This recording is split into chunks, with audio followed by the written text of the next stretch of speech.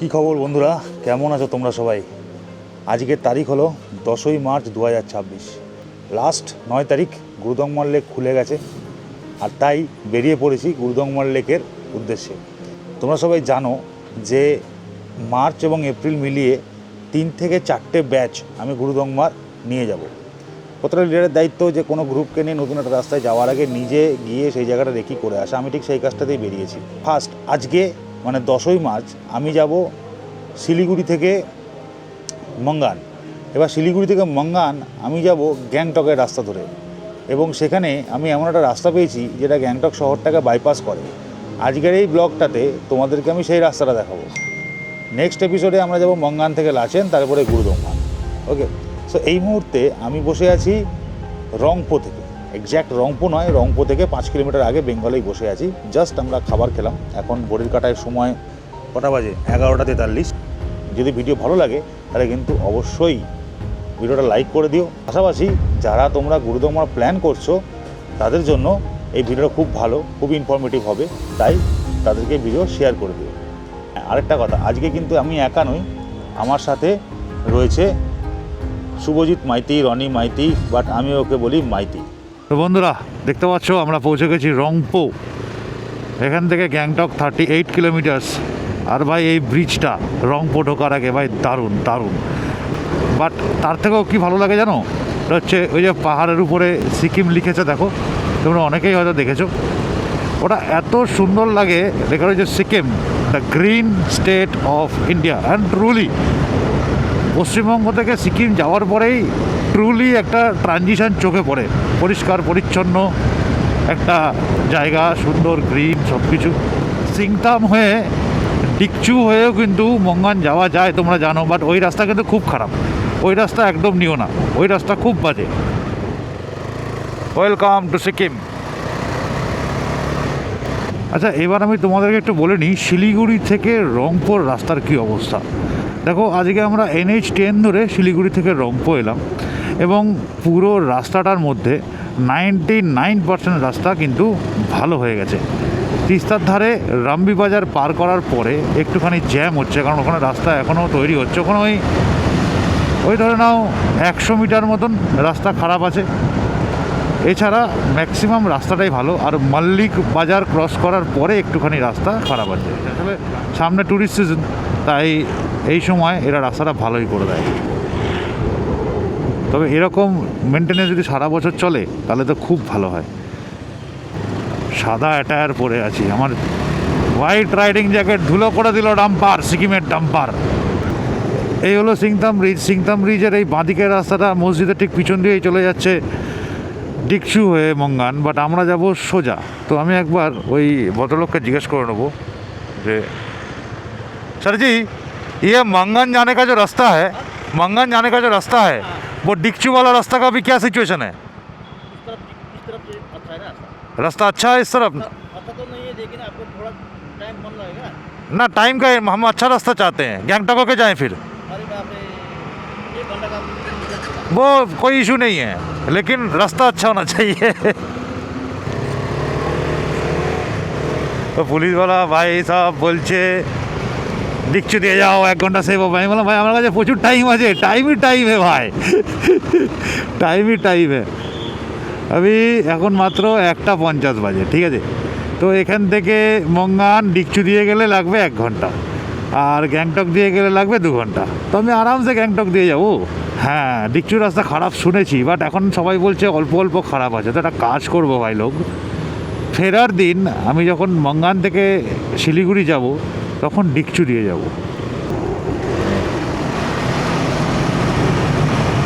Welcome to the first tunnel in Sikkim.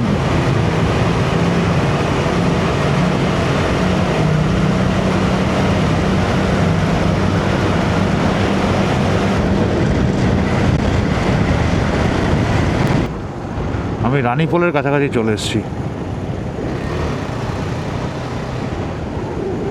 আমরা রানীপুল ঢুকলাম, এখন 1:12 বাজে। সো এখান থেকে গ্যাংটক আর 10 কিলোমিটার, বাট আমি এখনও পর্যন্ত সেরকম জ্যাম রাস্তায় পাইনি। দেখা যাক আমি লোকাল যার সাথে কথা বলছি সেই আমাকে বলছে ডিকচুর রাস্তা দিয়ে চলে যাও, ডিকচুর রাস্তা দিয়ে চলে যাও। সো আমার নিজের এখন খুব কিউরিয়াসিটি হচ্ছে এটা জানতে যে ডিকচুর রাস্তা থেকে তাহলে ঠিক হয়ে গেল। বলছে বাইক তো চালা জায়গা, ডিকচু से চলে যাও, জলদি হয়ে জায়গা। তো ফেরার সময় ডিকচুটা দেখতেই হবে কতটা খারাপ আছে। অনেক সময় এমন হয় না, মানুষের মুখে মুখে রটে যায় অনেক খারাপ, কিন্তু প্র্যাকটিক্যালি গিয়ে দেখলে দেখা যায় তো ছোটো ছোটো কিছু প্যাচ থাকে যেগুলো খারাপ হয়। ধরো 1 কিলোমিটার 500 মিটার প্যাচ থাকে। দেখি এখন ফেরার দিনই বুঝতে পারবো। আজকে আপাতত ইন্দিরা বাইপাসের রাস্তায় ঢুকবো। আজকে আমি ফার্স্ট টাইম গ্যাংটক শহরটাকে বাইপাস করার চেষ্টা করবো। আমি ওটার ফিরাকেই আছি, ওই রাস্তা দেখলেই ঢুকে যাচ্ছি অ্যাকচুয়ালি। গ্যাংটক ঢোকার মুহূর্তে যে জ্যামটা না, ওটাই সহ্য হয় না ভাই, বাকি সব ঠিক আছে। মোটামুটি গ্যাংটকের কাছাকাছি চলে এসেছি, কারণ আমার দেখো সামনে আছে সিকিম মণিপাল ইউনিভার্সিটি। তো তার 5 কিলোমিটারের মধ্যেই হচ্ছে গ্যাংটক শহর, এবং অলরেডি পাহাড়ের উপরে সব কংক্রিটের বিল্ডিং দেখা যাচ্ছে। So it's saying that we have reached Gangtok. But তার ঠিক আগেই রয়েছে ইন্দিরা বাইপাসের কাট। ওই ইন্দিরা বাইপাস দিয়েই আমি যাব। Let's see. সিকিম এমন একটা স্টেট যেখানে হংকিং বারণ, অযথা হর্ন মারলে এখানে পুলিশ ফাইন করে দেয়। Is a good practice. আমরা গ্যাংটক থেকে ঠিক 4 কিলোমিটার পিছনে আছি, আর এখানে দেখো কৃষি ভবন পার করলাম। জাস্ট কৃষি ভবন, এটা মাথায় রাখো, কারণ এই কৃষি ভবনের পরের যে টার্নিং সেখানেই কিন্তু আমাদের ইন্দিরা বাইপাস। এখানকার এই মোড়টার আইডেন্টিফিকেশনই হচ্ছে যে এটাতে ছাতা দেওয়া আছে।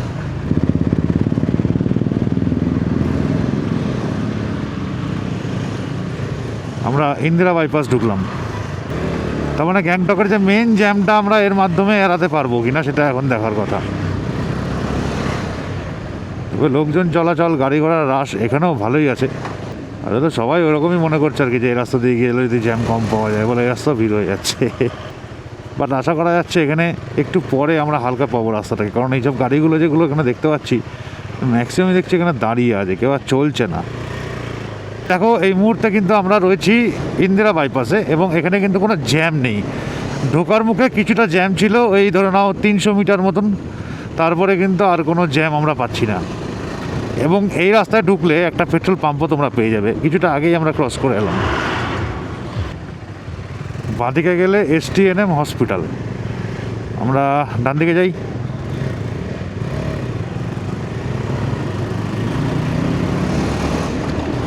এই রাস্তা দিয়ে এলে গ্যাংটকের শহরের জ্যাম বেরোতেই হবে না, একদম ফাঁকায় ফাঁকায় তোমরা গ্যাংটক শহর পেরিয়ে যেতে পারবে।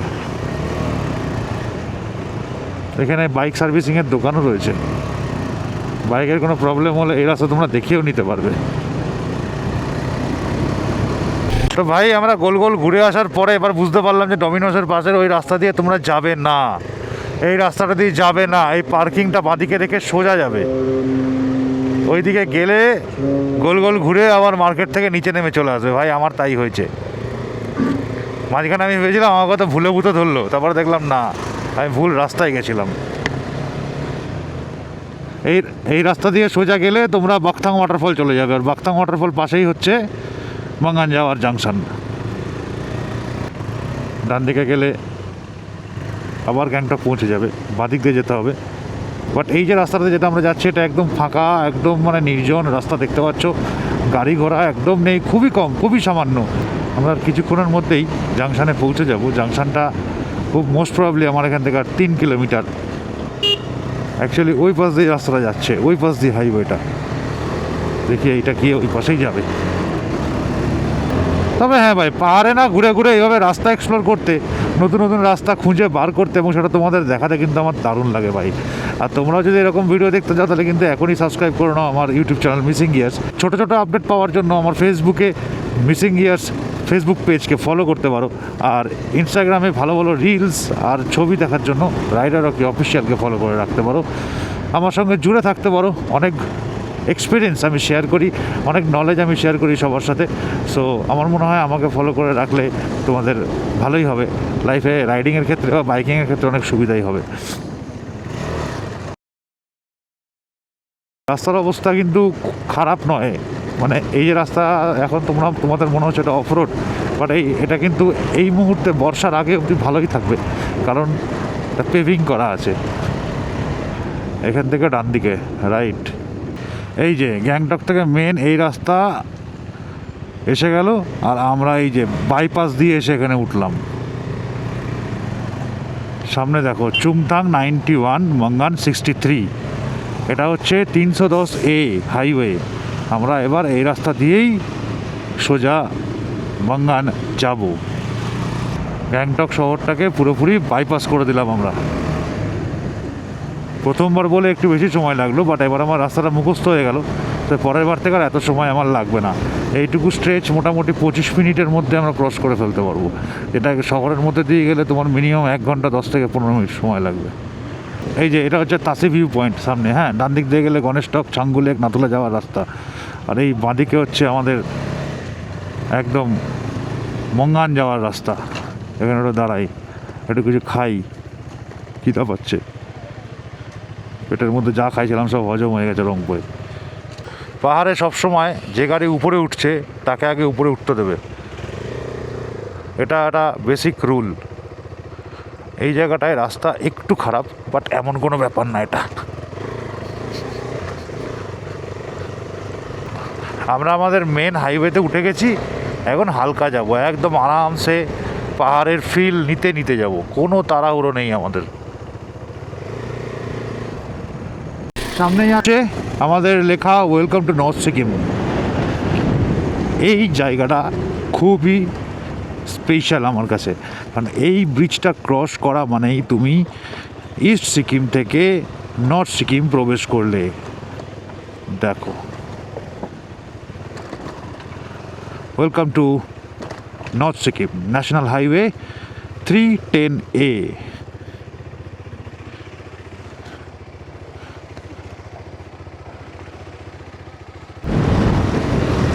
মজা লাগছে ভাই, মজা লাগছে, আজকে রাইড করে মজা এসে যাচ্ছে।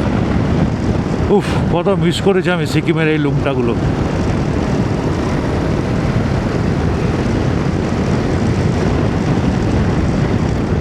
রাস্তা কিন্তু দারুণ, হাইওয়ের মতন। আর অগ্নিপথ সিনেমা দেখেছিস? ওখানে যে গ্রামে বচ্চনের বাড়ি ছিল তার নাম কি? এই প্রশ্নটা তোমাদের জন্য করলাম, কমেন্টে লেখো। রিল হচ্ছে রিল, ব্রিজ ব্লক করে রিল বানাচ্ছে ছেলেবেলে। ফেনসং open defection free GPU welcomes you, great.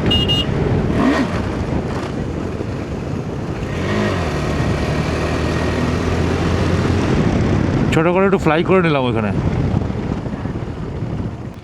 7 sister waterfall এটা, তবে দেখে মনে হচ্ছে ব্যাঙে মুতেছে। আর বর্ষাকালে ভালো হয়, এটা ভালো দেখা যায় খুব, বর্ষাকালের জায়গা এটা।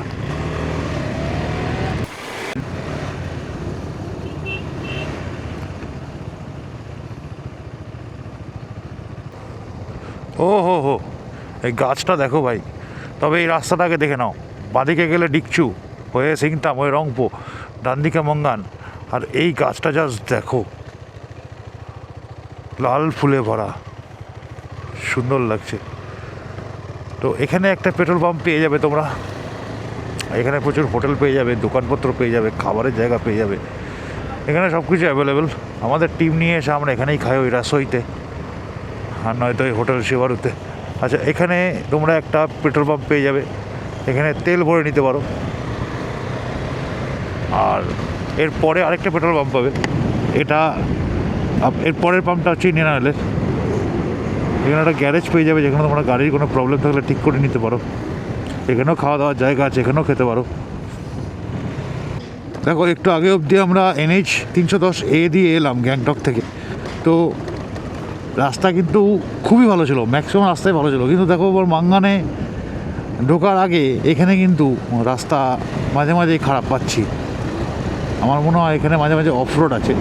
আর ডিকচুর রাস্তা তো ঠিক সেম কেসই হবে, ওটা লাস্ট এপিসোডে দেখতে পাবো যখন বাড়ি ফিরবো, মানে শিলিগুড়ি ফিরবো। আপাতত আমার মনে হচ্ছে আমরা আর ঘন্টাখানেকের মধ্যে আমাদের হোটেল পৌঁছে যাব। আমরা আজকে থাকবো মাঙ্গানে আমার সবথেকে প্রিয় হোমস্টে সাকজারলি হোমস্টেতে। জাস্ট একটু আগে আমি তোমাদের যে বাজারটা দেখালাম ওটার নাম হচ্ছে রাংরাং। এই পুরো এরিয়াটার নামই হচ্ছে রাংরাং। ঠিক যেরকম তোমাদের বলছিলাম, দেখো এইসব জায়গায় এখনও পর্যন্ত রাস্তা কিন্তু ঠিক হয়ে ওঠেনি। মাঙ্গান ঢোকার আগে এই সমস্ত প্যাচগুলো বর্ষাকালে কিন্তু খারাপ হয়ে যাবে। জাস্ট একটা টার্ন ক্রস করলাম, খুবই খারাপ ছিল। টার্নিংয়ে মাঝে মাঝে রাস্তা খারাপ পাচ্ছি।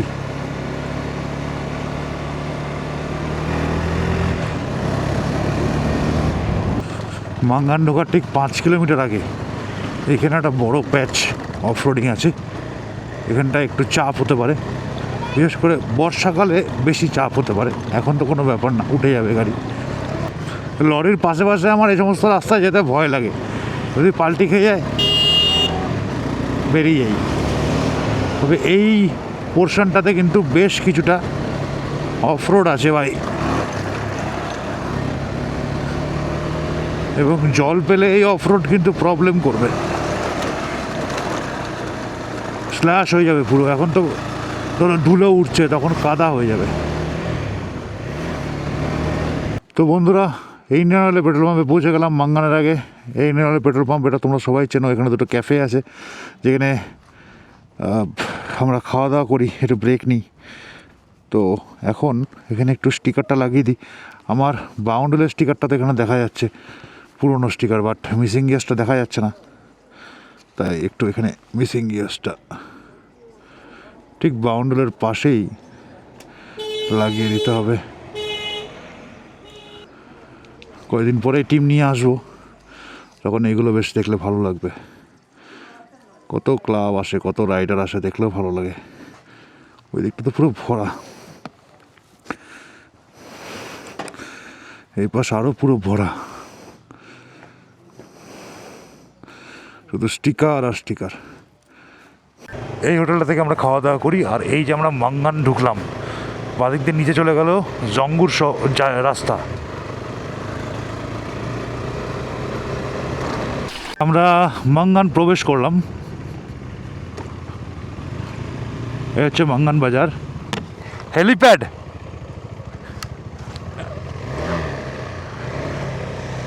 এই ট্রাফিক পুলিশের এখান থেকে ডান দিকে উঠতে হবে হেলিপ্যাডের রাস্তায়। আরেকটু হলেই রাস্তা ভুল করে দিচ্ছিল জিপিএস। আমি আসলে সেই গত বছরের প্রথম দিকে এসেছিলাম, তো আমি ভুলে গেছি, দেখে মনে থাকবে। তবে হ্যাঁ, একটু আগে গিয়ে আবার লেফট টার্ন নিতে হবে হেলিপ্যাডের দিকে। ওই জায়গাটাও একটা খটোমটো জায়গা আছে। প্রথমবার যখন আমি এসেছিলাম তখন সোজা চলে গেছিলাম, সোজা গেলে হবে না। জাংশনে দাঁড়িয়ে আছি, এখান থেকে বাঁ দিকে আমাদের হেলিপ্যাডে যেতে হবে, ওর পিছন দিকে যেতে হবে ভাই।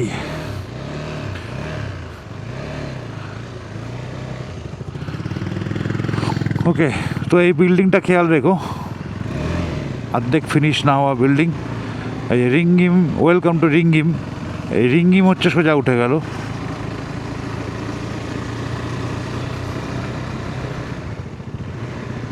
রাখবে, সাকজারলি হোমস্টে যাওয়ার জন্য এই পিচের রাস্তাটা ছাড়বে না, এই রাস্তাটাই তোমাকে নিয়ে যাবে। কিছু দূর যাওয়ার পর অবশ্য একটা রাইট টার্ন নিতে হবে, সেটা আমি দেখিয়ে দিচ্ছি একটু পরে। মনে রাখবে, সাকজারলি হোমস্টে কিন্তু রিংঘিমে, একদম মঙ্গানের হেলিপ্যাডের পাশে। তো সাকজারলি যদি মনে না থাকে তাহলে বলবে মঙ্গান হেলিপ্যাড যাব, তাহলেও হবে। এই সব জায়গায় কিন্তু মনে রাখবে, ম্যাপ অনেক সময় উল্টোপাল্টা দেখায়। তাই আমার মতে ম্যাপের থেকে লোকাল লোকেদের উপর বেশি ট্রাস্ট করবে, তাহলে ভালো হবে।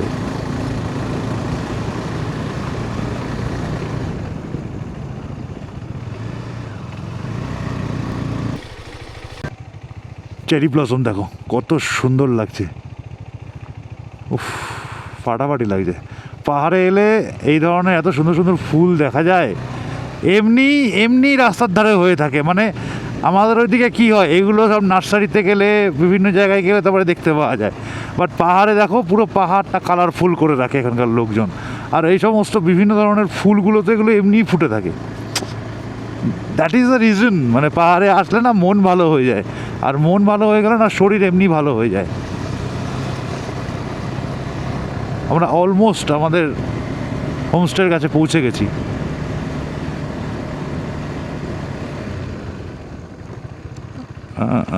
হেলিপ্যাড ডান দিকে। এই হেলিপ্যাডের দিকে ঢুকে গেলাম।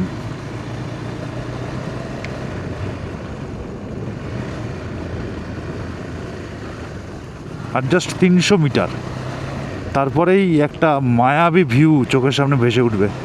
তবে পরিষ্কার নেই তো, না হলে এখান থেকে কাঞ্চনজঙ্ঘার যে কী সুন্দর ভিউ দেখা যায়, দেখি সকালবেলায় পাওয়া যায় কিনা। এখানে আরেকটা হোমস্টে আছে, এখানেও কিন্তু তোমরা থাকতে পারো, বাট আমার পছন্দের হোমস্টে সাকজারলি।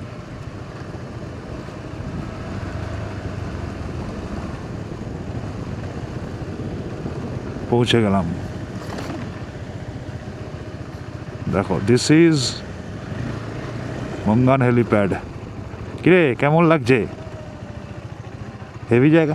এই এই জায়গাটায় পুরো কাঞ্চনজঙ্ঘা থাকে। আর দিস ইজ সাকজারলি হোমস্টে। এই হোমস্টেতেই আমরা থাকবো, প্রত্যেকটা ব্যাচ আমাদের মঙ্গানা এসে এখানেই থাকে। হ্যাঁ, ও ভাই, ছাদেই চেরি ব্লসম হয়ে রয়েছে।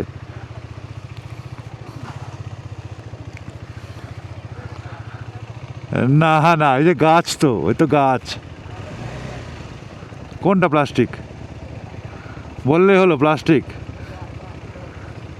কেন? গাছের গোড়া কোনো ডাল কেটে এনে লাগিয়ে রেখেছে ওরা। আমার তাই মনে দেখতে হবে উপরে যে প্লাস্টিক নাকি এমনি। হ্যাঁ রে ভাই, বুকিং রেখেছে তো নাকি?